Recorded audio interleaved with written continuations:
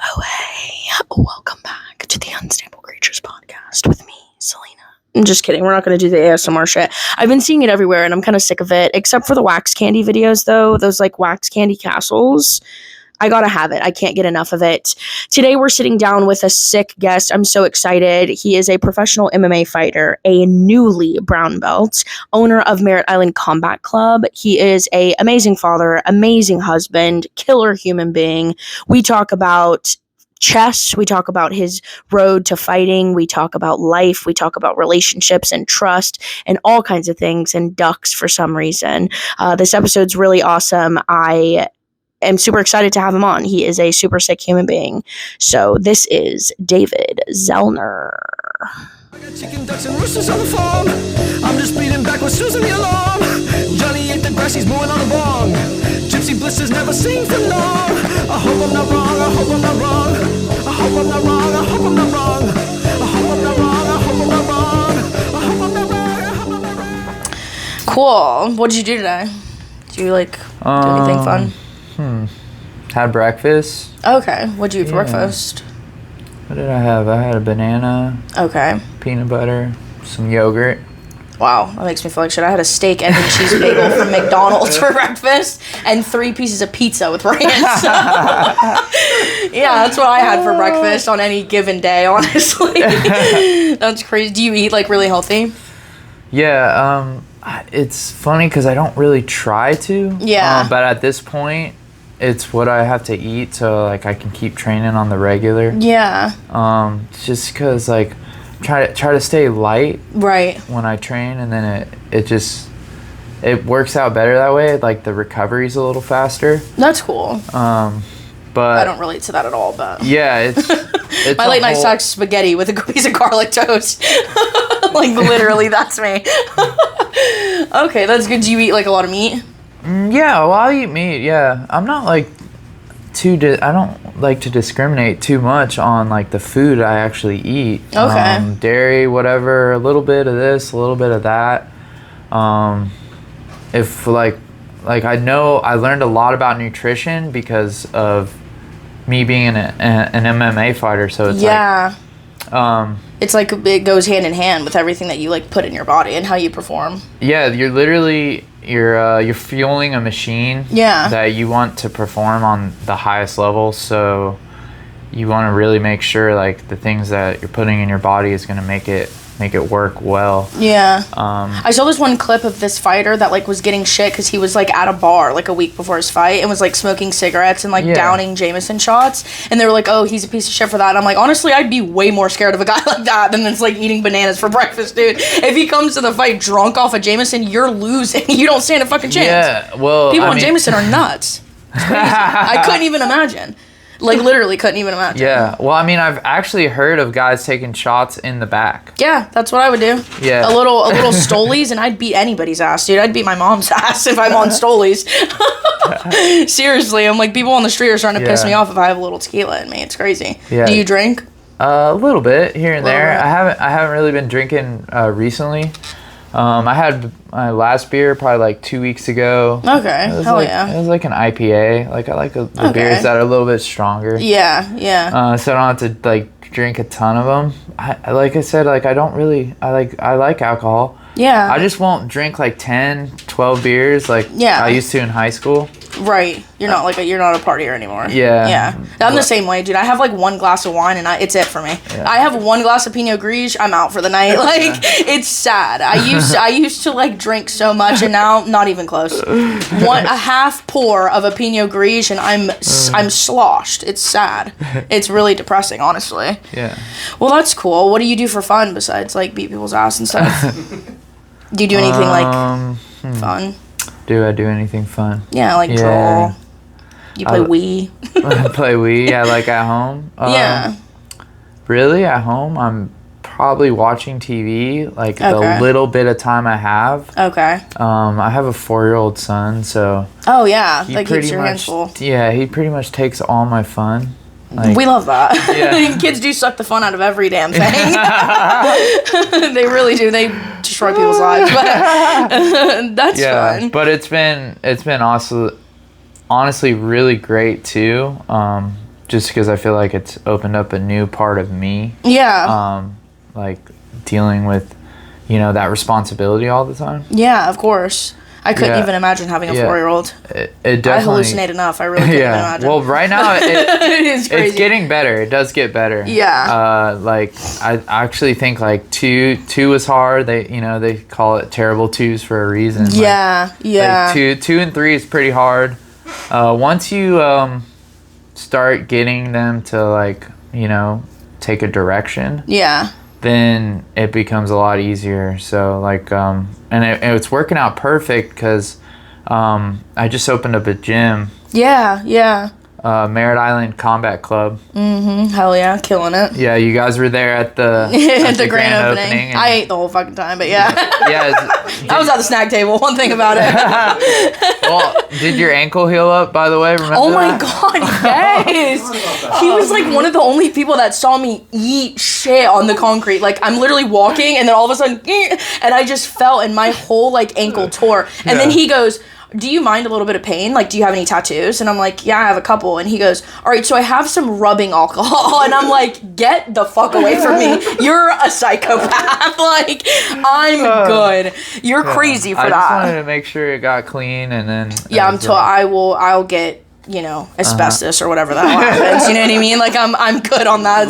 You're a crackhead for that. Yeah. That's crazy. He's like, no, it's no big deal. I'm like, that's gonna burn my skin off. Like, and he's like, no, it needs to be clean. I'm like, yeah, I'm good. I'll stick to like dish soap. You know what I mean? It was gnarly. Yeah. It definitely needed. I'll just put some Vicks on it. Honestly, it'll be fine. That's crazy. Yeah, you just opened up the gym. How is that going? It's been growing great. Yeah, that's so sick. That's awesome. Yeah, that's what I was like. So I'm just starting a kids program too. Okay. My son's about to be 4 in March 8th. Yeah. So he's right there. Awesome. I'm actually fighting the day before his birthday. So it's like all. So if you lose, his birthday's gonna be ruined. I don't think so. Hey, son, you're not having a fucking party tonight. Your dad's pissed. Could you imagine? You're not gonna lose though. I don't see it. If it did happen, he's your kid. He's gonna love you no matter 4. What. Yeah, he's not gonna remember anything. He might say, "Daddy didn't win." Yeah, exactly. You wanted his eyes. Yeah. 100%. That's so cool. Yeah. It's so crazy to think that, like, jiu-jitsu is such a weird blip in your life, but, like, when I met you, he was like a baby. Like, the first time I met you, he was like a little tiny baby. It's always, like, crazy to me when people are like, yeah, so I have, like, this 5-year-old son, I'm putting him in, like, karate and, like, all these things, and I'm like, yeah, if I had a kid, I don't want my child to know how to beat my ass. Like, I'm good on that. That's nuts. They're like, yeah, we're putting him in fencing, and he's, like, 7. I'm like, yeah, I'm so good on that. That's crazy. Like, my son's not gonna know how to do anything. That's so scary. Terrifying. Yeah, let's just let a 4-year-old know how to kick people properly. That's crazy. But that's cool though. How is the gym going? Like, people come in, you're getting some exposure and stuff. It seems like you guys are always posting. Yeah, it's been great. Like I love, like, it feels like home. Yeah. When I go in there, and then like that's kind of the vibe I just try to bring to everybody. Yeah. You know, just like come train, come have a good time, because like that's what I do every day. I would train 2-3 times a day. Jiu-jitsu, kickboxing, whatever, boxing. Like, we're building the boxing program a lot because I really like boxing as a martial art or a sport or whatever you want to call it. But I really like that discipline, so we've been building the boxing program a lot, and we got some good young kids. That's awesome. Doing like. Do you feel like it's like fulfilling a part of you to like teach people something that you love? Because I know that like doing something that you love is already amazing enough, but getting to teach people something that you love like kind of takes it to a whole nother level. So how are you feeling about that? Like, do you feel like that's fulfilling you in different ways? Yeah. I mean, like, obviously it's like, to me, it's like the next step for me. It's obvious. It's like I started like really like coaching people a little bit. I saw some kids, like I met this kid Matthias. He was like probably like 14 or 15 years old, and like he needed an outlet, and he was already training and stuff. Right. And like I started helping him, and then there's a couple other kids, you know, and just like kids these days need a fucking outlet. Yeah, they're shooting up schools and shit for anger. They need to get something out. Yeah, it's bad. Exactly. They need an outlet. Yeah. So I just started working with him, and then like some different people, and I could see like, I don't know, it's like what I wake up every day and I'm like, okay, I had a gym in my garage. Yeah. I had my garage was matted out, and people would come over and I would work with them. I'd wake up. It's actually really convenient. I was like, 100%. I like those days. But yeah, it's always like such a good feeling and like a goal for everyone to be able to wake up and like you just get to do like something that you love all day every day, and like that's your life. That's like the coolest thing ever. And like anybody that's able to get to that point, it's a huge success. So congrats to that, because that's awesome. Anybody that gets to the level where I get to do what I love and, you know, have my life and have a beautiful family, that's like the ultimate goal, and you've pretty much gotten it. So that's super sick. You just got your brown belt too. Yeah, I did. Killing. Quite literally. That's so terrifying, but that's cool. That was huge. That's awesome. Congrats. How did you feel whenever you got it? Like kind of like, oh, like I was supposed to have it, but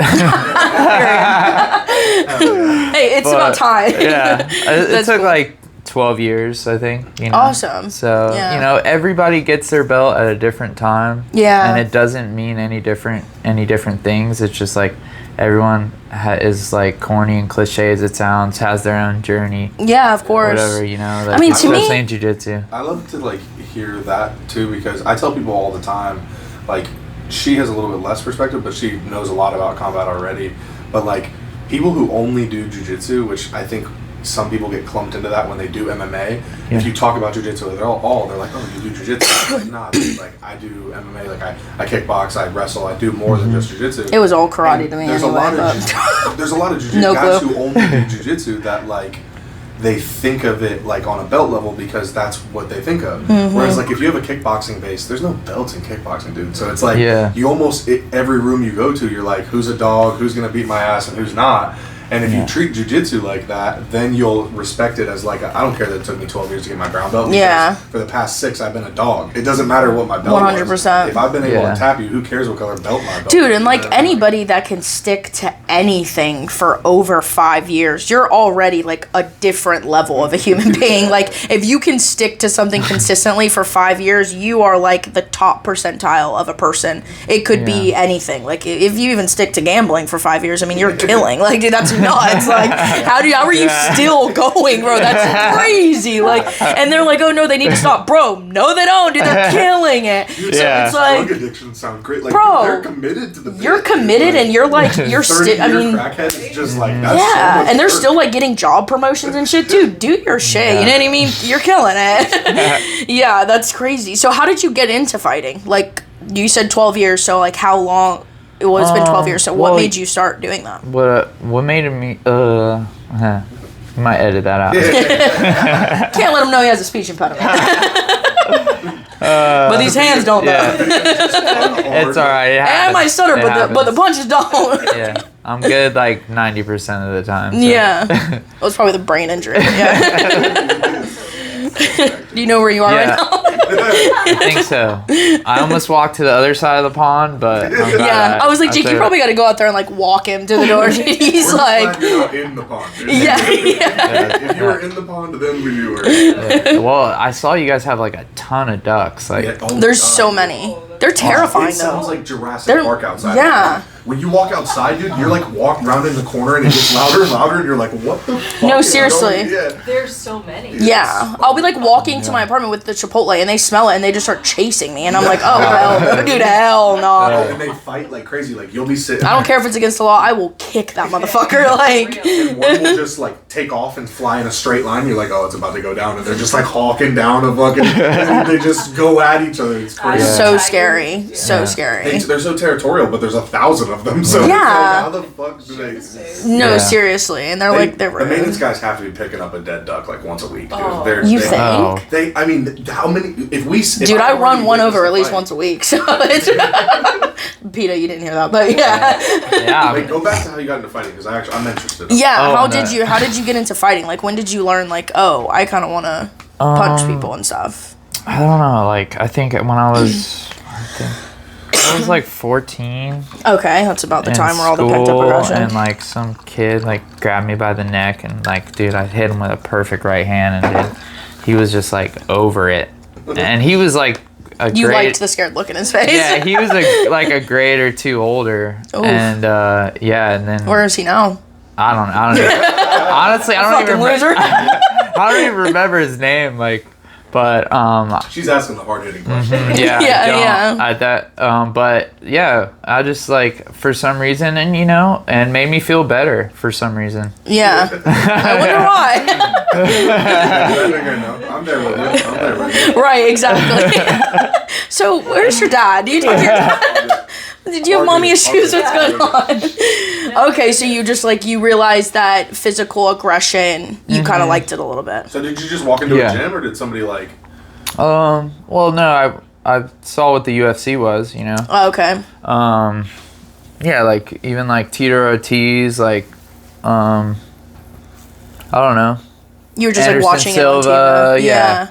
And then I remember Conor McGregor coming up and stuff. I remember Conor McGregor's first fight when I was like, whoa, this guy's gonna be something, dude. This skinny You get Irish to take dude. his spot. There's a spot open. He done fucked up, dude.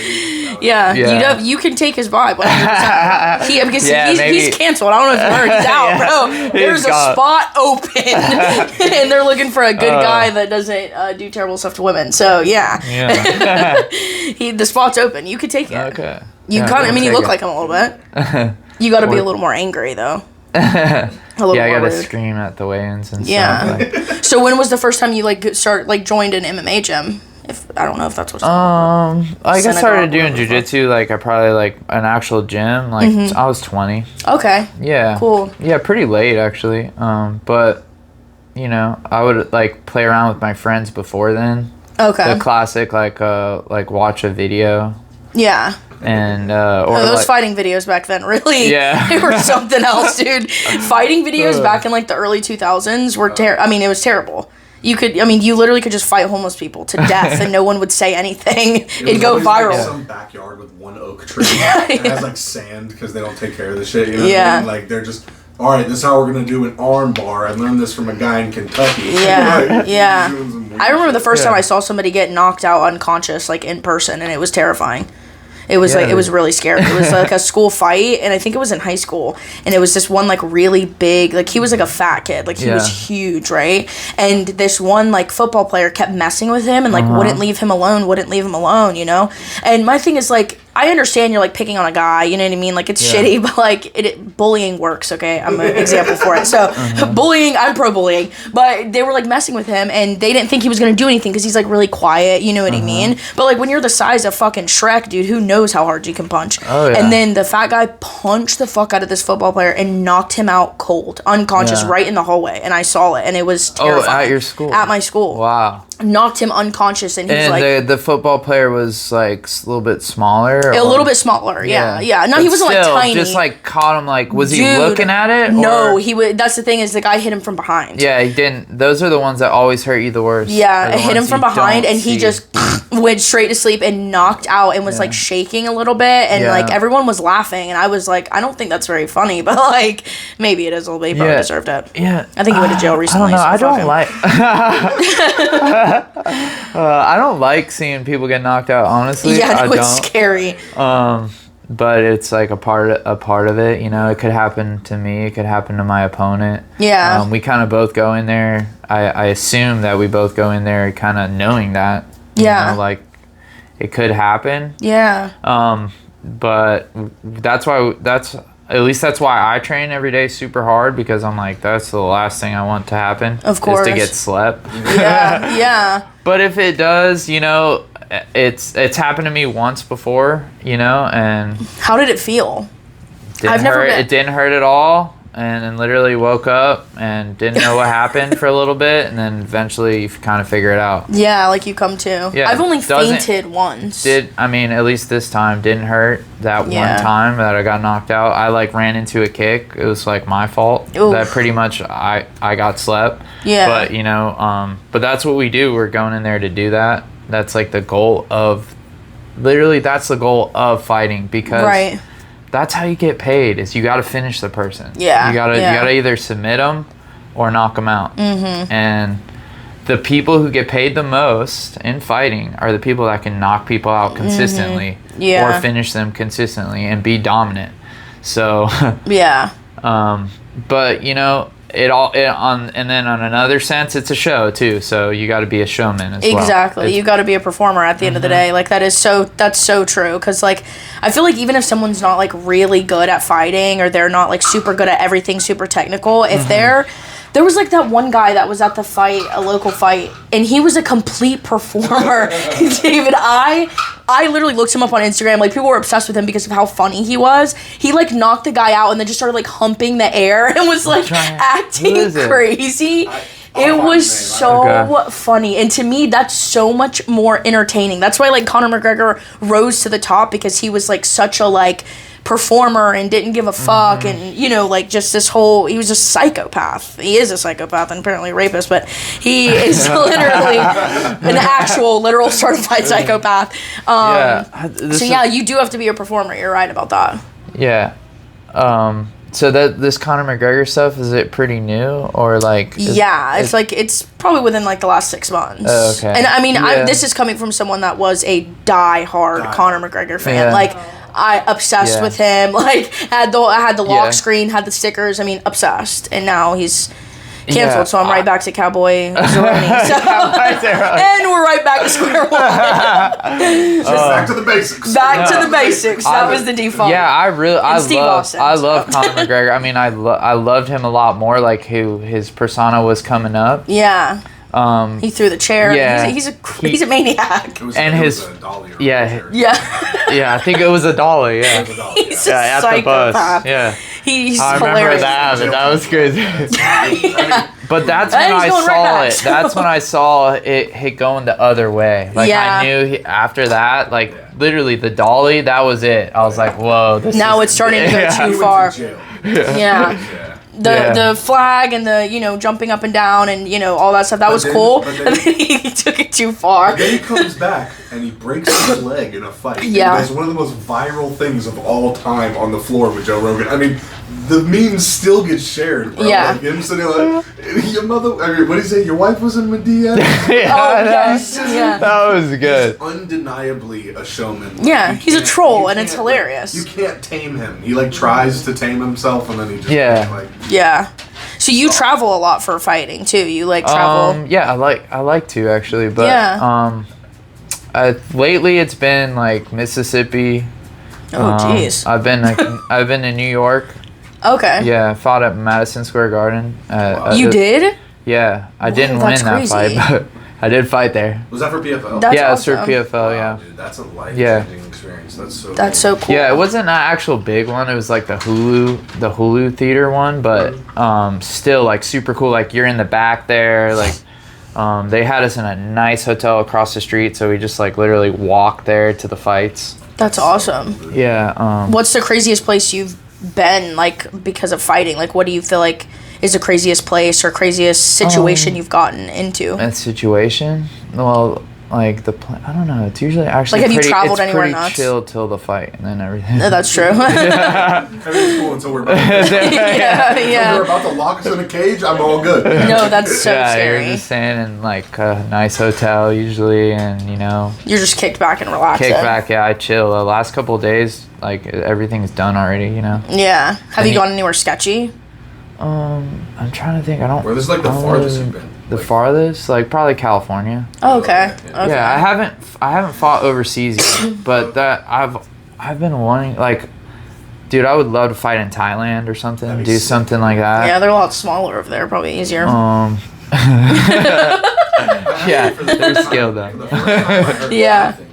Most people love to travel and fight, and, like, especially if you have a good enough camp where you can, like, go 2 weeks out and, like, really acclimate yourself. But for the first time, I heard some pros say they didn't like it because Mike Davis and all the other guys went out to Saudi Arabia. And Mike said, like, he's never gonna fight overseas again. He just, like, it was like a terrible experience, and, like, the water and the food got to him, and, like, the jet lag never wore off. And the jet lag's probably the hardest thing to overcome because you're, like, there, and then it's probably like go. You gotta be. Said the same thing. For sure. In Vegas. I mean, unless you're, like, staying there for, like, a month. Yeah. Then it's like you're like, oh, you're kind of acclimated. I mean, that's where it is anywhere. Like, I'll go Mississippi's pretty similar to Florida, though, you know. So it's they're fucking nuts over there. Fentanyl's running rampant through Mississippi. Dude, I'm pretty sure everyone's got it in their blood at some point. Is it in Biloxi? Yeah, it's in Biloxi. Oh, jeez. Dude, imagine you just get into a fight and you just blow all your money at the casino. And you just won for nothing. Yeah. No, they had me. I guess I'm staying at the Hardrock. Yeah. Oh, yeah. That's crazy. That's gonna be so much fun. I would lose my mind in Biloxi, Mississippi. It's like whenever Casey Rocket said, "You're California sober. I'm Biloxi, Mississippi sober." Do you like going to like casinos or situations like that? Do you play poker? Yeah. I mean, no, I actually don't gamble. Okay. Ryan, who was there with me last time, shout out to Ryan Quiggs. Hell yeah. Opened up the gym with me. He's actually gonna run open mat later. Hell yeah. 6 p.m. Sunday open mat. That's the jam. Yeah, he was killing it on the gambling, dude. He was just like, he's like, oh, I got dinner. He kept saying, I got dinner. He just pretty much paid for all the food, just gambling. Yeah, that's what I came mean, up. dude. I was like, whoa, but I won't even touch it. I'm just like, nah, I can't. No, like people that are addicted to gambling get such a bad rep, and I'm like, dude, that's sick. You're telling me you spent your rent and still won $5,000? You're killing it. Yeah. Like, Yeah, that's nuts. That's so. I went to one of those like the cruises that leave out of Cape Canaveral, and they're like a 6-hour cruise. You know, it's like literally so ghetto and terrible. And it's literally just a casino, like, because you can't gamble, so they have to like put you on the boat and take you a certain like distance. It's like one of the ones that when it comes back, you hear it rattle like it's got 2 12s. Yeah. And like the toilets don't flush, and like your lunch is like, they hand you like a lean cuisine for like the meal. Dude, it's nuts. It's crazy. Yeah. It's literally crazy. And the sweet tea's like been sitting in there for like months. It's crazy. But I went on those and they have like a casino in there, and I was like, I could feel myself like starting to get manic, and I'm like, oh yeah, Russian roulette sounds like it could ruin my life, like all these things, right? And so I'm like really living in the life of a gambler for 6 hours, and I have like maybe $10, so I put it in this like this little slot machine thing, and I won the $180.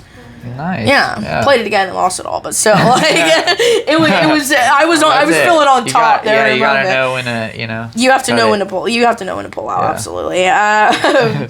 So how long have you guys been together, you and your wife? Yeah, we met when I was 17. She was 19. Were you 19? Yeah. That's awesome. That's so cool. So how long have you guys been together? So it's like 37 at the end of this week. Yeah, so really? I'm 35. That's nuts. You look so young. Thank you. But yeah, we weren't together the whole time. Yeah, we did 5 years, and then we went our separate ways. For like 5. Okay. For like, and then we came back for 5 together. years. Yeah. Wow, that's so interesting. Really thinking that we were ever going to. Mm-hmm. You know, as friends, of course, I always loved him, wished him the best, but then he, then we I didn't talk to her for 5 years. Yeah, that's so crazy. crazy. Relationship, and we started hanging out, and it was just kind of like it was just really meant to be. Yeah, that's so interesting. Mm-hmm. So you're together 5 years, separated 5, and then now you guys been together since 6 years now, and then we have the 4-year-old. Yeah, that's so interesting. I've heard stories like that where like we dated for a couple years when we were young, and then like we didn't talk to each other for like 7 years, and then hung out, and now they're like married. I don't backpedal. Of course. It just almost made it was very organic. It's divine intervention. That's just how it is. Like when you're meant to be with someone, everything works out the way that it's supposed to. Absolutely. That's cool. That's really cool. So how do you feel like fighting affects like you being a dad and a husband? I feel like that's got to be like a lot to manage. Yeah, well, I probably fight like a little differently. Yeah. I maybe like change my style a little bit. I don't know. It gives you. Do you feel like it gives you more of a purpose for what you're doing? Definitely. Yeah. I mean, I've always had the desire to win. Yeah. I think just in general, my purpose in life has changed just a lot. Mm-hmm. I can imagine being a dad. Yeah. Yeah, I definitely. I don't have any kids, thank God, but I definitely know that it changes your perspective and changes like your focus and why you're doing something. Because me being 26 and I don't have any kids, and life's still weird, you have a hard time of like figuring out why you're doing something, because you don't always want to do it just for yourself, and you spend so long being selfish and like, I'm doing this because I want to. I eat pasta at 2 a.m. because I want to. I stay up late. I do all these things because I want to. And then having to shift the perspective of like everything I do is now not for me at all. And so it's like I can't imagine like that. The level of maturity and stuff that takes has to be a lot. Yeah, it's a process too. It's not like in one day you're like, boom, I'm like perfect. I'm the best dad ever. You know, you're working on it every day. Yeah. Just trying to like be the best dad. Like I always want to spend time with them. I think about how I wanted my dad to be. You know. Right. And my dad was pretty good. You know. He just passed away. Oh wow! Really? Yeah, last January 3rd. Wow. So yeah, just a lot of life changes, you know, and but yeah, no, my dad was a really good dad. He like taught me chess when I was like 5 years old, and I would go to tournaments like nonstop. Like, yeah, that's like cool. I literally grew up playing chess. Yeah. Oh really? Yeah, I was in chess club in high school, and I was like an alternate of an alternate. I never played once. Like, I don't even think I know how to play till this day. That's well, cool. You know, it's similar. It's like fighting. You can teach it to anybody. The people don't have to be. You don't have to be smart to be a good chess player, which is fun. Still goated at chess?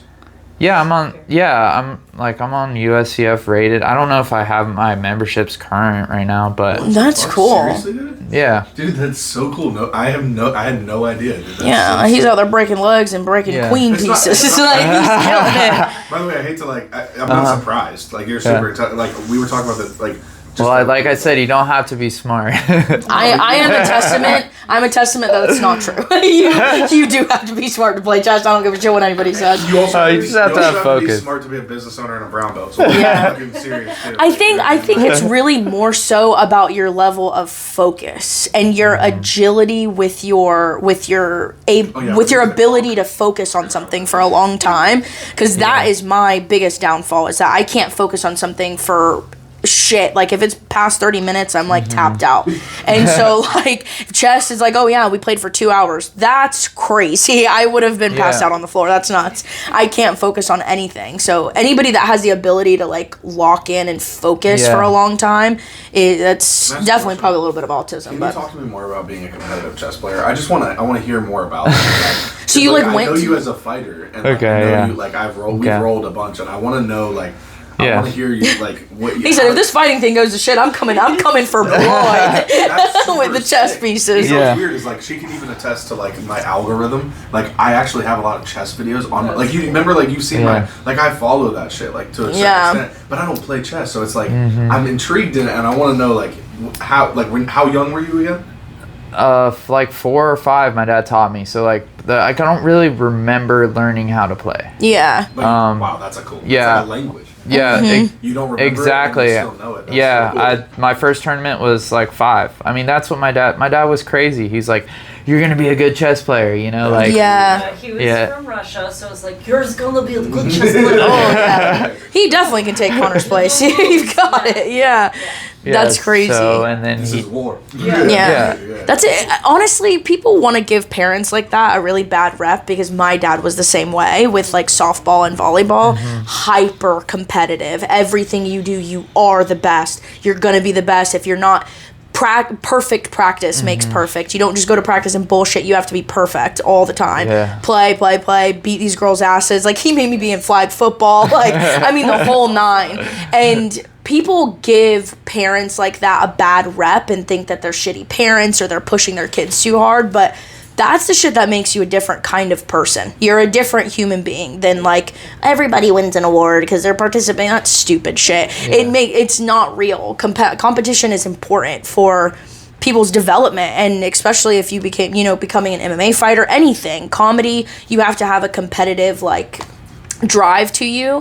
So having a parent like that is interesting, because my dad was the exact same way. Like everything so I did. The reason I asked the question genuinely, just for my own personal thing, is because I'm super intrigued by competitive things that are solo. Yeah. I don't know what it is about it. Yeah. Wrestling, jiu-jitsu, fighting. You're not on a team. Chess, comedy, even. Like, there's so many things that are like any performing art. Like, if you're like, why are rappers as a solo artist? Why do they think and act differently than somebody who's in a band? And like, why does the lead singer of a band think differently than the bass player? I don't give a fuck about any of that. I want to know, like, why does a person tick the way they tick? Like, what makes a chess player be like, I want to beat people's ass? You know what I mean? Like, yeah. There's something there that is definitely there because I'm the same type of person. Everything I've ever pursued in my life was me doing it by myself. Theater, like, you know what I mean? Like, there's a team environment. Like, in theater, you have a troupe. Like a community. In MMA, you have a team. Yeah. But like, when it comes down to it, it's like, if all 4 of the people on stage are singing good and you fucking suck, it's the same thing as your team in MMA. If everybody fucking won and you got your ass beat, dude, it still comes down to, like, it's me versus me. And chess is like that, too, because, like, you can say, oh, my dad helped me and these people taught me shit and helped me and da-da-da, but it's like, did I put out when we hit the clock, you know? So that's such a cool thing to think about. Like, do you think that, like, you have been competitive since you were, like, that old? Like, is that something, did you take chess seriously and you were like, I want to win too? Or was it... same thing, Well, of course, I wanted to make my dad happy, you know? Hell yeah. Don't I know it? That's exactly what it comes. It's not even about winning. It's I don't want to have to starve for dinner tonight because I didn't win. Like, I don't want to have to run laps around the community college down the street, so I'm gonna win. Yeah, that's weird because if somebody didn't have that, mine was more like an impressive based thing. Like, I didn't have, like, somebody to be like, oh, I have to make this person proud. Nobody gave a fuck. I didn't care. You know what I mean? Nobody was, like, looking for me to be the best, but, like, I still wanted to, like, impress the fuck out of, like, the homies. No, for sure. Like, no, the competitive drive is super important. I'm sure that helps you in a lot of ways, like with MMA and the gym and everything. Being competitive is, like, a key. No doubt. I would say that's probably, like, one of the reasons I got into fighting is because it's that same type of lifestyle too. You're training all the time. You're getting ready for the tournament. And, you know, that's just how I feel. I feel comfortable doing that. Yeah. You know, so. Yeah, absolutely. So for MMA and fighting, what is something that you feel like it's contributed to your personal growth? Like, if you had to say, I was this way before I started taking MMA seriously and now it's helped this aspect of my life, what do you think that is? Putting me on the spot. I know sometimes, like, maybe it's time management or self-esteem. It could be trauma, parental issues, mental health. I know it helps with a ton of stuff. I mean, definitely, no matter what, I would say it helps with temper. Like, having, you know, being able to not actually, like, control that temper. Yeah. Like, I'm so much more of a controlled person after fighting. Like, wow, that's interesting. Yeah. Like, that's what, even for the kids, I would say it makes the kids more controlled. Yeah. Like, they're less likely to hit their friends. By training, and they understand their consequences a lot more. Yeah. Like, they get it. They're like, if I hit my friend, I might hurt him. They understand, like, their strength, even though, you know, a kid's not really that strong, but, like, to another kid, right, of course, you know, and you want your kids to be kind and, you know, treat their friends nicely. Yeah. And I would say martial arts is, like, the best thing for that. Yeah. Because they're literally hands-on with their friends. Yeah. With people, you know, and they start understanding, like, you know, like you can't just, like, it's more of a game then, and they know that it's, like, it's not about anger. Yeah. We're just having fun here. Exactly. And it becomes more of a game, so. Yeah, I agree with that. I think that there's a stigma that revolves around, like, men and anger and being a fighter, and that's like it's all hand in hand. Men have a really big stigma that revolves around, like, men's anger and being aggressive and, you know, hitting women and being just aggressive with the way that they carry themselves. And it's interesting because I feel like a lot of people or a lot of my friends or just the online presence is that guys that do MMA are hotheads and they beat the shit out of their wives. And it's like, which, I mean, some of them prove it to be true, but I think that the most important part of it and what's so unique is what you're saying is that it's actually the complete opposite. And it really helps young men and boys and grown men start to understand the significance of what you have and physical strength and discipline and community.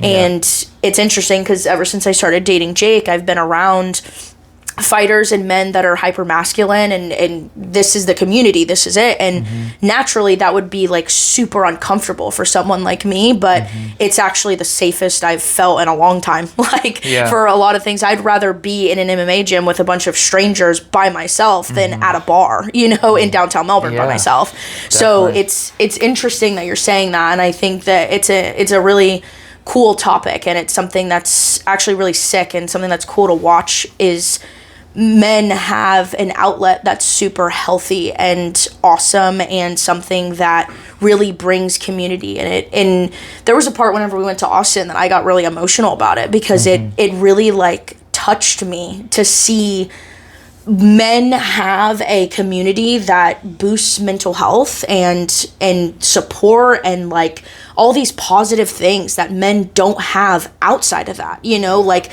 between work and comedy and all these things, men are so fucking mean to each other and everything's about competitive and whose girlfriend's hotter and who has more money and who has a nicer car, whose dick is bigger, like this whole thing, versus MMA is so like, no one gives a shit about that. Like, you could have walked here. Like, we don't care, bro. Like, the fact that you're here is so beautiful. And, like, you guys don't look at each other of, like, who has money, who looks better, who's more ripped. And obviously you have your own insecure thoughts. But, like, women, for us, we don't have that. Like, it's you're out here and every woman is a competition and you get insecure and why don't I look like that? Her tattoos are cooler. You have all these things.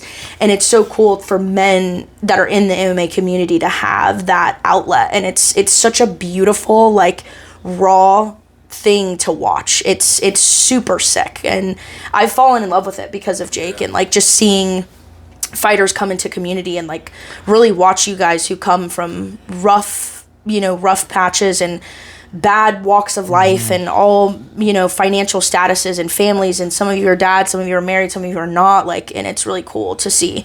Yeah, so there's like things that aren't like that. Like comedy to a certain extent has no culture like that. Like people become friends there because you're around each other. It's almost like work. Yeah. You know, like, you like a bunch of people, but it's not like they're your family, like how MMA becomes. Like when you really find it. Because there are some people that do MMA that don't have that. They haven't found the right gym yet. They don't have the right coach. They're not really there. Yeah. And once you're there, bro, like people, it resonates from you. You know, like what she's talking about is actually when I went to B Team. We were in Austin and I went to B Team, and she sees how I am with Wade. And I was explaining to her like, yeah, they have pros there, so they like split the mat, and there's Amis on one side and pros on the other. And she kind of thought it was going to be like this like Hollywood kind of like, you know, like and then. I walk in, and as soon as I sign my paperwork, I turn around and hi Samrita. Like, I was talking about him on the way there, like, yo, he's third at ADCC. That's like the Olympics. I just watched a clip on him this morning. Yeah, he's so nice. He's the best. He's like, I was like, he's literally like top 5 in the world, and at a heavyweight too, so he's like a role model. And she literally was like, wow, like, that's crazy. And I was talking about how they split the mat. I walk in, and I'm not even in there for 5 minutes, and he's like, brother, heavyweight, come here. And he walked me over and was like, we're gonna roll later, like after we do instruction, like come find me, and it was just like, we go out in the car and I was like, that was nuts. Like to just think that just happened, and like it is a really cool thing, dude. Like what she was saying, like it's beautiful, it really is. And you're opening your own gym, so it's like you're now gonna step into a different perspective of like, this is my place where people are coming to get that community. You know what I mean? So you're providing something for, you know, men and kids and girls and everything that they don't have, you know? So it's I'm sick. all about it. That's why we called it Merritt Island Combat Club, because it's Merritt Island, and I just want to be there for the community. Yeah. And for people that need it. Yeah. It's just a sick perspective. It's an awesome thing. It really is a beautiful thing. And I always relate it to comedy, because comedy and MMA are like so intertwined now. I mean, they are like this. it's crazy, and it's so sick. Like, it's cool because I like just started dating, you know, an MMA guy like right in the perfect time, and so now it's like both of our worlds are colliding socially, and it's cool because they're extremely similar. I mean, they're extremely similar with the way that you go about things. Too, though, anything where it's like you have friends with there, but you are only doing your own thing, and it's still like it's not all about you, but in the way of like it is my thing, but like it's our thing too. Yeah, when it's not like an actual team where you can blame anything, because like Alex talked about that on the pod where he was like, when I'm on a 5-man team, like there's like emotions involved and all this, and he's like, there's nothing like that. Like it's all about me. I can control my own destiny. So like you gotta have some type. Yeah, that's definitely super appealing. About fighting. Like I did play soccer for a couple years, and I know what it's like to be on a team too. And it's definitely that's huge. Like I did like chess a lot because it's just you. Yeah. And fighting, it's just you. So, yeah. It's like the constant, like, I want to be better than myself constantly, like that mindset. Yeah, so then you can really take accountability for what you did. Exactly, and that's like a blessing and a curse, because it's like you can't blame anybody else, but then like, fuck, you can't blame anybody else, you know? What's something that you feel like you've struggled with, like, since, like, having a son and, like, opening your business and, you know, going these places with fighting? What's something that you feel like you've struggled with a lot, like time management or just anything? Yeah, I was thinking time management. But like it's just a transition. No matter what, you're always there's gonna be struggles. Yeah, that's life. If you don't have struggles, then I feel like you might not even be going on the right way. 100%. But for some reason, it's not one is coming to my mind right now. But I know there was. Yeah, time management to me is like something that I struggle with significantly. Like, and I don't have a kid, or like I have like zero responsibility, and so like I struggle with time management between like comedy and my job and, you know, marketing and all these things, and the podcast. I struggle with it a lot, and it's caused a lot of issues in all aspects of my life. So like, time management is something that I feel like. Yeah, harnessing that skill is important. It is. That's huge. Yeah. That's huge. But like also like, I don't know. I like just have more faith in like, okay, everything's getting done. Don't worry about it. Like, it will get what I'm supposed to get done will get done. Yeah. And you know, like sometimes Leaf doesn't have the greatest day. Sometimes he's sick. You know. And, right. Instead of being like, oh, I'm going to get sick, it's going to affect my training, I'm not going to be able to train, I'm just like, I just go with it. And if I get sick, then it's like, well, I guess I'm just got to take a couple days off, and like it was meant to be to take a couple days off and rest and whatever, instead of being like, man, I'm missing a couple days of training, or I didn't get to drive to Fusion that day because, you know, I'm watching Leaf, and it's just like, I just eliminated that and just like, change my mindset into like, okay, this is how it's supposed to be, you know? And this is how my life is. Like, this is the best thing for my life. Absolutely is hanging out with my kid. Maybe I missed a training session, but it's like I had to hang out with my kid, you know? Because it's gonna develop him, and it's just fun, you know? It's rewarding to do stuff like that. Of course. Are you gonna teach him to play chess? No, he asked me, actually. We were watching The Crocodile Hunter the other day. Oh, okay. And he loves crocodiles, by the way. Alligators, crocodiles, all that. Hey, we got someone that can bring him one in person, actually. If he wants to see one live, we got somebody. But Steve Irwin was on there, and he was like talking about his dad teaching him how to catch crocodiles. Wow. And Leaf came up to me and was like, hey, Daddy, what did you like to do with your dad? Like, he asked me that, and I was like, dude, it hit me, and I was like, I like to play chess.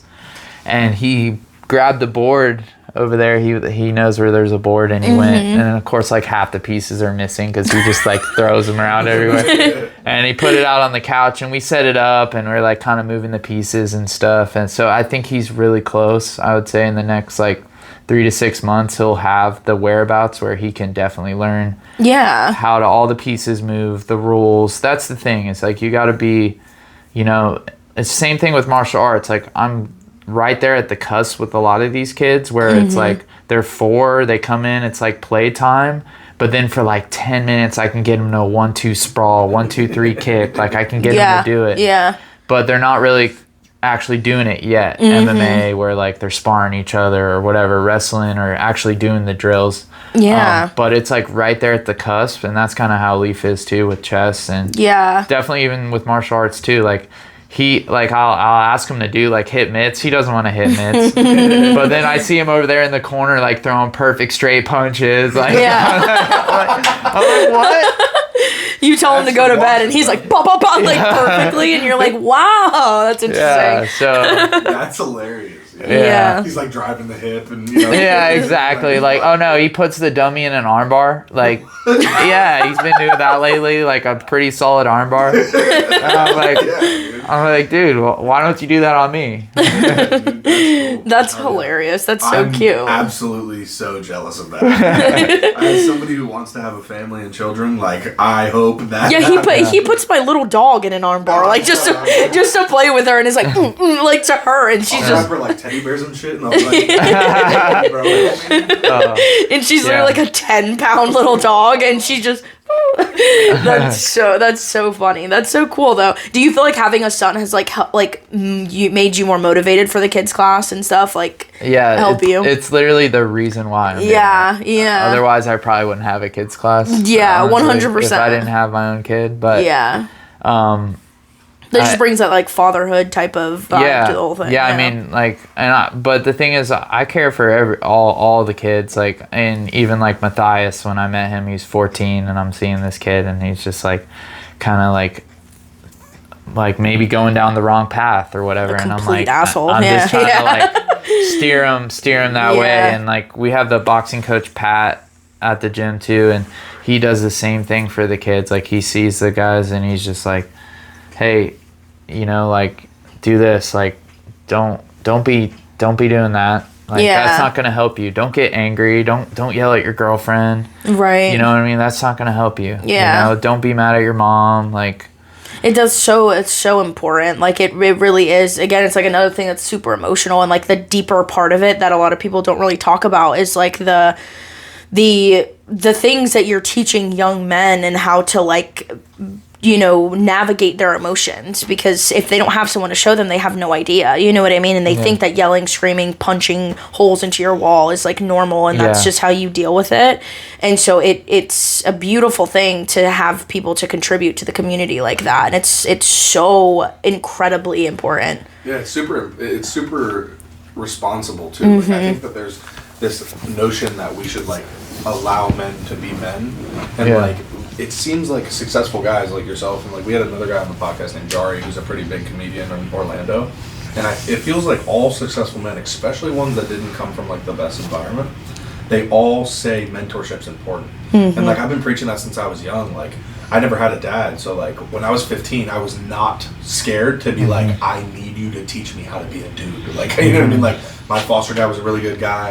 I had some older friends that I was like, dude, I need you to like show me the way. I would hang out at skate parks and like try to copy the like older skater kids, and you know what I mean? Like I just knew that I wasn't gonna figure it out on my own. Like, but sometimes it's like chopped down all the way to the basics. Like this is how you like wash your body. This is how you take care of yourself. This is how you brush your teeth. This is how you dress. This is how you talk to people. This is, you know, it's like cut down so raw to the very core basics, and it's the most important part. Like that's why just putting yourself there, like there's so many young men that like the reason that being at the gym helps so much is because they're just present, and they can like say something stupid as shit that you can correct them on. Like they're like, oh yeah, I was with my girlfriend the other day, and like we woke up and she told me to brush my teeth, and I was like, what the fuck are you talking about? And like you as a grown man who knows is like, dude, like what you're not brushing your fucking the fact that she had to tell you to brush your teeth is where the line is drawn. Like you didn't have a dad, like there's no guy in your life that also you're telling me you wiped your teeth with the side of your shirt, and that's why you like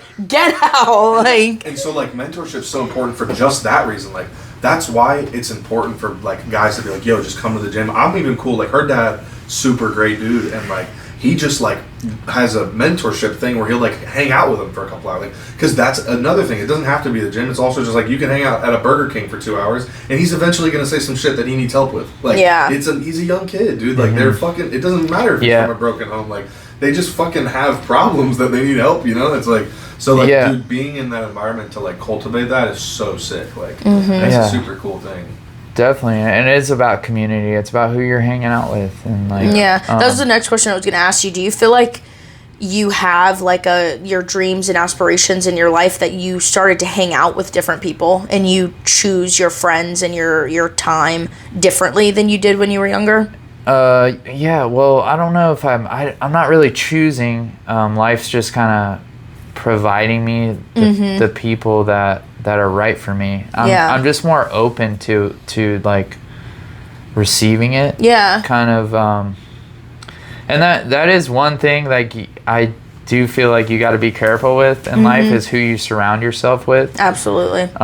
Because like their energies or whatever, like they're maybe going the wrong way, you know, but yeah, it's tricky. Yeah. Because you don't want to push, like, there's this, like, Buddhist thing that, with this necklace, if I had a necklace, I would show you, but it makes a lot of sense. Like, if you... Go grab my, if you pull it... if you pull things to you, they just want to swing away. Right. And if you try to push things away from you too hard, they swing right back at you. Right. So that's kind of how I live life. Like I'm right there, just like with my hand out, and I really believe like the things that are meant for you are gonna come to you. Yeah, absolutely. Know? And I'm always trying to learn from people, because I think that everyone's like always trying to learn from people that are a lot older than them. Like, oh, I want to learn from people that are in their 50s and 60s and that sort of thing, which is important. But you guys are like the next chapter of my life. You know, I'm about to be in my 30s, and like this is the next step. So like I always try to learn from people that are in their early 30s to mid 30s, because I've got, you know, another couple of years and I'm there, sadly, which is depressing, but don't cut that part out. But yeah, like I'm going to be 27 this year. So it's like I always find it interesting, like how people in their 30s even are like, I went from my 20s to my 30s, because that's such a big change, and it's your mindset changes, and your choice of friends and what you do outside of your career and all those things all molds you into who you're going to be. So I think that choosing the people that you surround yourself with like changes everything for everybody. I mean, definitely no regrets, you know? Yeah. That I think that's one thing too. Just don't regret anything. Yeah, absolutely. Yeah, just move forward. You're here now. But I mean, everyone has their own way to do it. Yeah, you know? Yeah. So where do you see yourself? I respect that as well. Yeah, 100%. I think everybody has their own choices, and everybody has their own outline of where they're going to go. I just think that I want to be a really successful person. I want to have my own business. I want to be rich, and I want to travel, and I want to have a Netflix special, and these are all the things that I want. And so like I have to, if I'm the best person in the room, I'm in the wrong room. I don't want to be in a place where I'm always the best. I want to be, which is hard, but I want to be difficult. I don't want to be somewhere where I feel like, okay, this is easy. I keep on winning, and you know what I mean? I think that's such an important thing, is to constantly put yourself in situations where you suck compared to everyone else. You're not the best, and that's how you make your way up. So I think that's a really good piece of advice, and something that I'm trying to like avidly change. And when you're in your 20s, it's like I have one group of friends that are like total alcoholic losers, but like I love them, and then I have another group of friends that are like married, have kids, and just bought a house, and like are, you know, they're just got promoted at work, and they're doing great, and their stuff's blowing up. So it's like I have to shift my priorities, and it's difficult, and the change is very taxing, and it's hard sometimes. But it's maturity. Where do you see yourself in the next 10 years? Like, where do you want to be 10 years from now when you're like super old? Super old, yeah, exactly. Still doing jiu-jitsu when you're 65? Sure. black belt at jiu-jitsu. Okay, hell yeah. Just rolling with all my students every day. Definitely not fighting anymore. 10 years. I don't know if you can handle that, dude. That's crazy. Randy Couture did it. Yeah, I mean, there's guys that fight at like 45, but yeah, I think 40 is a good cutoff date. Yeah, maybe even 38, 40, just depending. You start slowing down towards the end, the tail end. Depending on how much CTE you can handle. Or just like what you feel like doing. Yeah, you know? If you can't spell anymore, you should probably stop. Yeah, I mean, fighting's like that for me at this point. Like, I'm literally only doing it because I feel like doing it. Yeah, it's like I just want to keep fighting. Yeah, I think I want to see where I can take it for the next 5 years. I want to see as high as I can go. And I like the challenges, like you said. If you're not in a place where you're not trying to grow or whatever, where you're better than everybody, then you're not in a good place. You gotta go to those places where, that's why I keep taking these hard fights. And whoever, any obstacle, any opportunity, and if it feels right and my manager's like, yeah, let's do it, I do it, Yeah, absolutely. I just want to keep the ball rolling.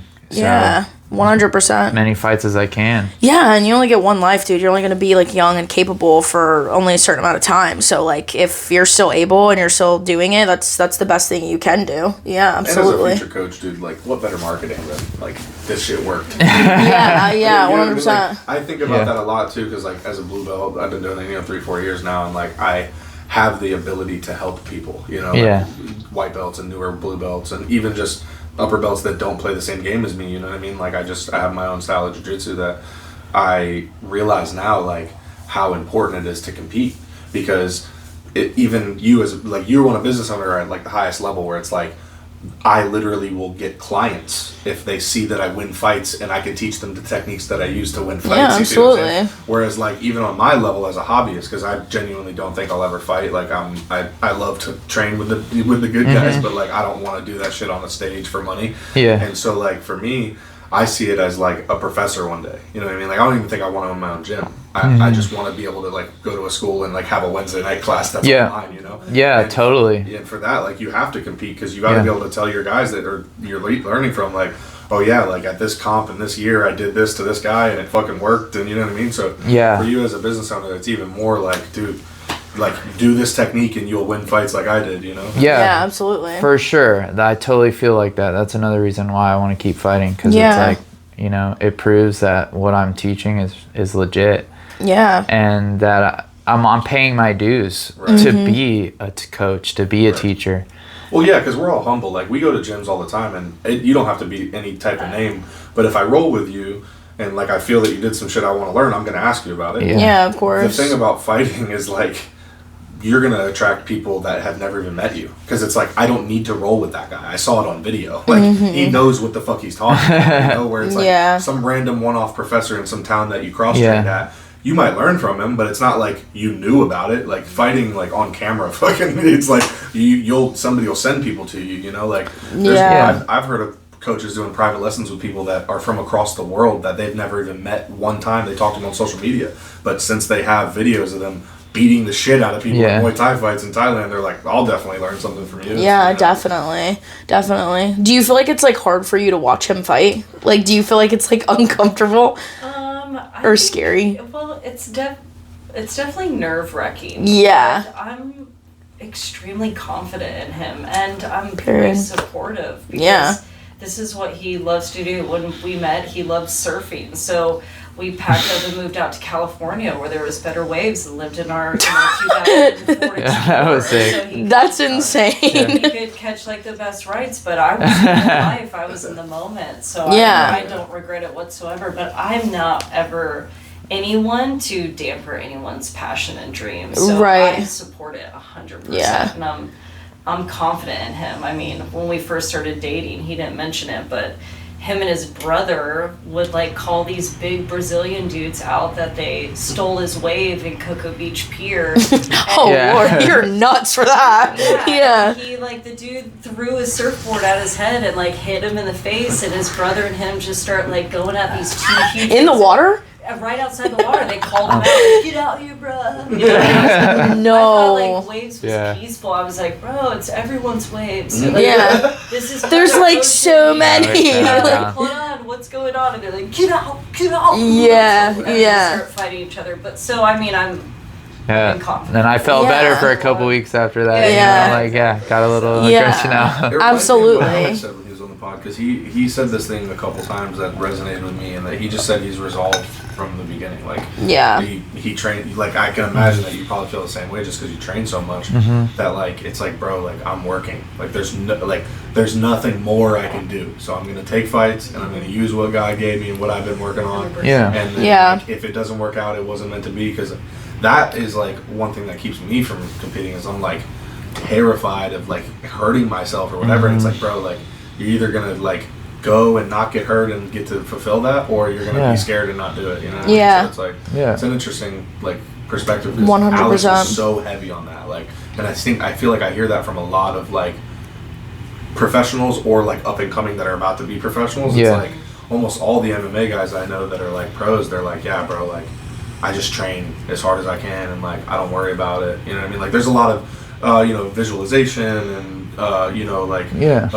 what's that called when you manifestation, like there's things that you're doing to like obviously keep yourself on the right track, at the same time when it comes down to it, it's like, did you put the work in the gym? And like and that's, I can imagine that because dude, he's like, you don't see it, but like he's like 8 a.m. like come for a run. It's like 2 people and he's still out there, bro. I'm just grinding, bro. It's important. The last topic I kind of want to end on that I wanted to ask you, because I've always thought about it this way, and like I've never had someone to really ask, but do you feel like having a supportive wife and like a woman in your life that's extremely supportive makes a huge difference in like your career and your success? Because I think that every really successful guy that we see, especially fighters, Alex, I mean, Connor, like every successful man that we see always has a beautiful, extremely supportive wife, and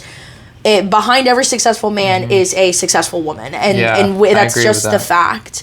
So do you think that really is true and like plays a big role in how you perform?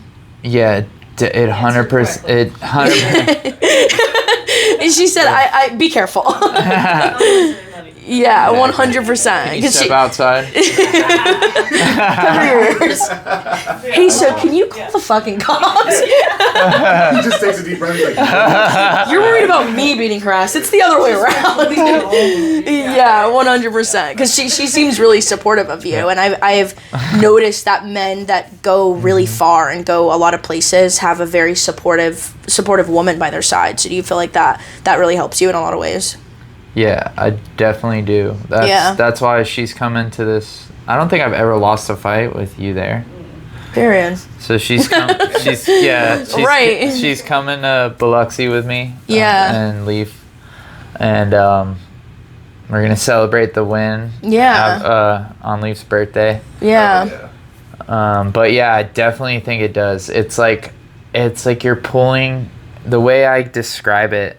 And when you really you live with someone that's supportive of you and you're supportive of each other, you're like pulling in, like you're tapping into a greater field, kind of. I don't know if that's the right way to explain it, but it's just you have more energy pool, more power. Like you're tapping into more thoughts, because it's not just me, it's mine and her thoughts. Like we're both talking about what we're trying to accomplish. We're both like in it as a team, and we truly are, because we want the best for each other. Wow. Yeah. So it makes me emotional.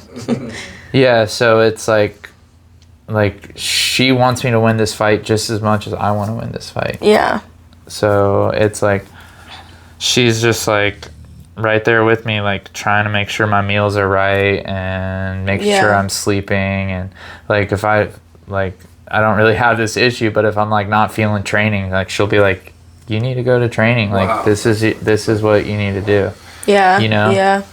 So like this morning, like I was like, I was like, I had the podcast, and I wasn't sure what time it was. And I was stressing. I was like, oh, I think I might have to cancel training. And she was like, no, you got to get your training. And then we'll just do the podcast after. And I was like, okay, yeah. And then I hit you up and you're super cool with it. Yeah, so, yeah. Absolutely. Appreciate that. Yeah. I trained yesterday too, dude. Like I said, even though I'm a hobbyist, I definitely I feel like on a teammate basis, like that. I love what you said about being in a relationship, but I hate to say it to sound convoluted, but I feel like I'm the best teammate, like the best hobbyist teammate. Like I can be a little bit in better shape and give people harder rounds, but bro, I'm at every fight. I drove Jordan out of Fusion last night because he took his first fight 5 days after his 18th birthday and he had never trained at Fusion. Yeah. While Alex and Malik are out there like once a month, and I'm like, bro, like we gotta go. Like if that's what's keeping you, I'll go out there and get my ass beat just so you can catch a ride. You know what I mean? Yeah. We did it, and it's like, bro, like he doesn't have a whip, and there's things that are stopping him from getting better, and it's like, who the fuck am I to not, do that? So, the support thing is like it's so important, and I think that it's something that I struggle with pretty severely, because I think that it's like when a man is pursuing something, you're the dominant person as far as like the lifestyle, you know what I mean? Like the man is always the dominant one. And with my comedy and my podcast and my vision for my life, I'm always the dominant one. And now I'm with someone that we are both extremely dominant and with what we want to do. So the clash is severe and it's hard. So it's difficult to navigate, but it is really humbling to hear people that have a different perspective and someone that's really supportive of one another and just have a lot of love, because it's I don't know why I'm getting emotional about it, but it's beautiful, and it's like what my parents have. So it's cool. It's awesome. Thank and you. that's a cool thing. So now that I'm being gay on camera, tell us about your fight, the one that you've got coming up. It's in 2 weeks? It's on a Friday, March 7th. March 7th, okay. So not this Friday, but next Friday. Nice. Biloxi, Mississippi. Okay. 4 island fights. Okay. You can watch it it'll be on YouTube, like a YouTube live, so it's free. Oh, sick. Yeah, it's super sick. I love that because it makes it super accessible for anyone to watch it. Like they don't have to have cool. They don't have to have like UFC Fight Pass or anything. You just have to write that down on the calendar. Just go on YouTube and go to Island Fights, and they might make you subscribe to the channel or whatever, but you can watch the fight. Cool. And awesome. Just excited. It's in a ring. I love fighting in a ring. It kind of reminds me of like one championship or something. Yeah, like WWE type style. Yeah, it's a little different, I think you can see it better too, like for the crowd. Like I agree. The cage thing is so annoying because sometimes it's happening and I'm like, what's going on? So that's a good point. Yeah. Yeah, I like the viewer experience for it. So I'm excited. It's awesome. Be a good striking battle with some wrestling mixed in. So. Yeah, for sure. What about your opponent? Have you do you know your opponent, or do you? I don't know him personally, but I've watched some videos. I actually know everything about you, motherfucker. I read your mom's obituary. What's up? Yeah. Okay, that's cool. Just watch some clips. My coaches watch some clips.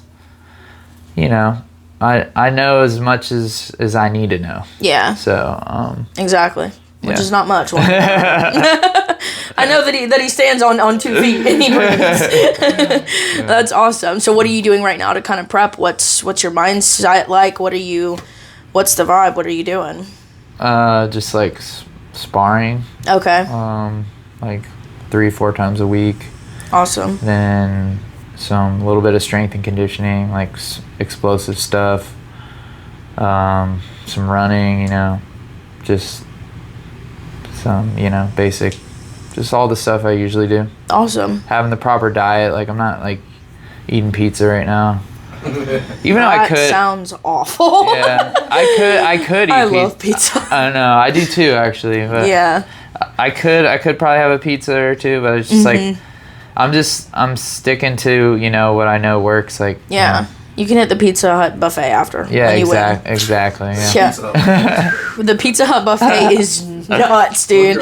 Plug your Instagram because I know you. Okay, yeah. Your socials. Yeah, DZ Machine. Follow me at Instagram follow me on that Instagram. Yeah, DZ Machine. Yeah, we plug everything for you, but I always like to have people go, have an opportunity to shout all their stuff out. And then, Merritt Island Combat Club. Mm-hmm. Same Instagram as well. Awesome. David Zelner. Perfect. Professional MMA fighter. Yes, sir. DZ Machine. Awesome. DZ Machine, let's go. All right. Not the shadow boxing. Bye. No shadow boxing. She's such a shadow boxer. Yeah. She's literally like, like how women have icks. Even though she's so cool with MMA and like training. The shadow boxing is like an ick for me. I gotta do it right here. Yeah. Oh, there it is. Watermelon goblin size of King Kong. Watermelon goblin size of King Kong. Glasses shattering, million fractions on my face. I can't seem to put them back together in one place. Fractured on my fingers, swollen tongue is out of taste. Cut down all my trees, I'm catching monsters by the lake. I hope I'm not wrong. I hope I'm not wrong.